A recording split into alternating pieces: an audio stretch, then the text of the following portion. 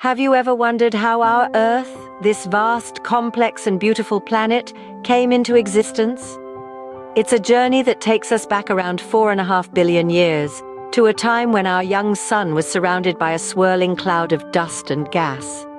This cosmic soup, under the influence of gravity, began to coalesce, forming the solid core of our Earth.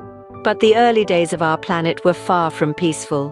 We had what's known as the Late Heavy Bombardment, a period of intense meteorite impacts that continuously reshaped our world. Amidst this chaos, our moon was born, a celestial body whose influence has been crucial in maintaining Earth's stability. From these violent beginnings, Earth underwent a transformation. Over the course of billions of years, it cooled, solidified, and developed into the diverse and life-sustaining planet we know today. From a swirling cloud of dust and gas, our home planet began its incredible journey. Earth had formed, but how did life, in all its varied forms, first appear on this rocky sphere? The origin of life on Earth is a topic that has fascinated scientists for centuries. One theory proposes that life began in a primordial soup, a nutrient-rich body of water where organic molecules could have formed under Earth's early conditions. Picture a world full of volcanic eruptions, lightning strikes, and intense radiation. In this inhospitable environment, simple organic molecules might have formed, eventually leading to more complex structures capable of replication and evolution. On the other hand, the panspermia theory suggests that life didn't originate on Earth at all, but was brought here by comets or meteorites. This theory posits that life exists throughout the universe and is spread via celestial bodies. The first single-celled organisms were a significant milestone, marking the beginning of life as we know it. Fast forward to the Cambrian period, and life truly exploded with a vast array of complex organisms filling every conceivable ecological niche. Against all odds, life had taken root on Earth. Life on Earth hasn't always been a smooth journey. It has faced 5 catastrophic mass extinctions. But what caused them? The first mass extinction we'll discuss is the Ordovician-Silurian event, which occurred over 440 million years ago. This extinction was likely caused by a rapid drop in sea levels as glaciers formed, followed by a rapid warming period when the glaciers melted. This dramatic climate change wiped out nearly 85% of all marine species. Next up is the Late Devonian extinction about 375 million years ago. This event was more gradual and took place over millions of years.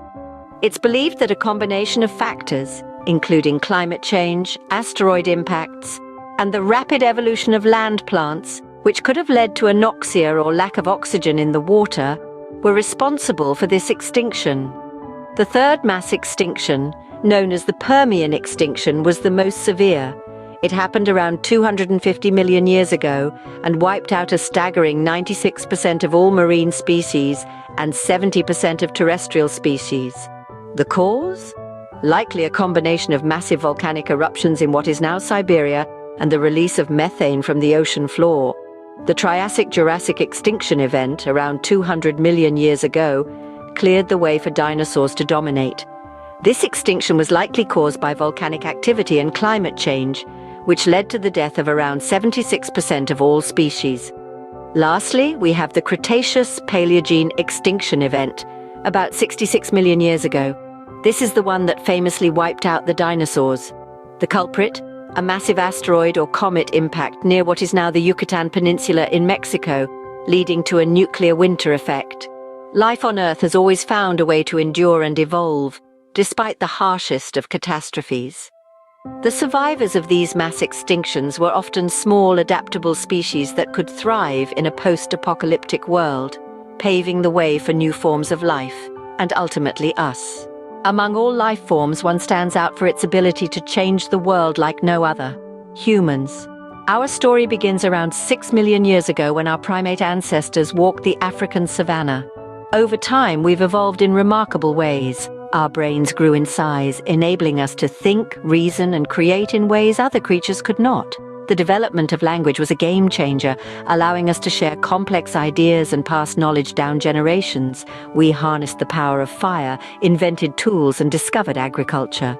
And as we grouped together, civilizations sprouted across the globe, each with its unique culture, architecture, and traditions. But our impact hasn't been all positive.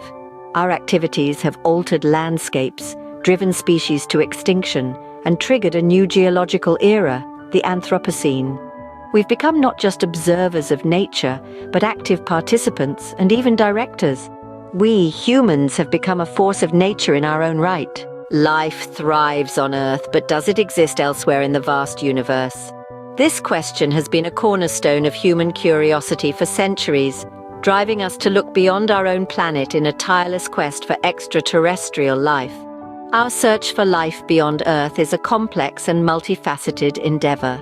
Scientists use a myriad of methods to scan the cosmos, from ground-based telescopes peering into the farthest reaches of space, to sophisticated space probes like NASA's Mars rovers, designed to collect and analyze data from other planets. In our quest, we don't just search blindly. We look for specific conditions believed to be necessary for life as we know it. These conditions include the presence of water, an energy source, and the right chemical elements such as carbon, hydrogen, nitrogen, oxygen, phosphorus, and sulfur. Mars, our neighboring planet, is a prime candidate in this search. It bears geological features similar to Earth, including valleys and dried-up riverbeds, suggesting a past where water, a key ingredient for life, was present. Ongoing missions like the Mars Perseverance rover are seeking signs of ancient microbial life, hinting at the possibility that we may not be alone. But it's not just planets we're interested in. Moons, too, hold great potential. Take Jupiter's moon Europa, for instance. Beneath its icy surface, there is strong evidence of a vast, salty ocean warmed by the moon's internal heat. If our assumptions about life's requirements are correct, Europa's ocean could be a likely habitat for extraterrestrial life. Our search for life beyond Earth is a journey of discovery, a testament to our human spirit of exploration and quest for understanding. Yet it also serves as a stark reminder of our own planet's uniqueness. Earth, with its perfect conditions and thriving biodiversity, is a miracle in its own right. While we continue the search for life beyond Earth, let us not forget the miracle of life on our own planet.